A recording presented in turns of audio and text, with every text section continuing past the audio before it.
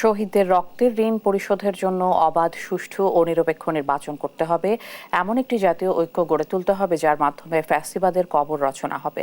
বাগেরহাট জেলা জামায়াতে ইসলামীর সদস্য সম্মেলনে দলের সেক্রেটারি জেনারেল মিয়া মোহাম্মদ গোলাম পারওয়ার এসব কথা বলেন। শুক্রবার বাগেরহাটে খানজাহান আলিয়া আলিম মাদ্রাসা মাঠে সদস্য সম্মেলনে তিনি আরও দাবি করেন, আমলাদের মধ্যে ৭.৫ লাখ ফ্যাসিবাদের দোসর রয়েছে।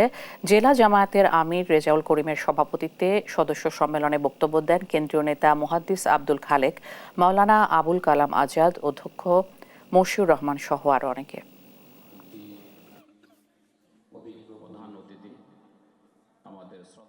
এই ফ্যাসিবাদের মাস্টারমাইন্ড শেখ হাসিনার নির্দেশে লগি বৈঠা নিয়ে ঢাকা পল্টনের চত্বরে দিনের বেলা লাঠি দিয়ে পিটিয়ে পিটিয়ে সবের মতো মানুষ হত্যা করে সে মৃতদেহের উপরে তারা মাথাচাড়ি করেছে।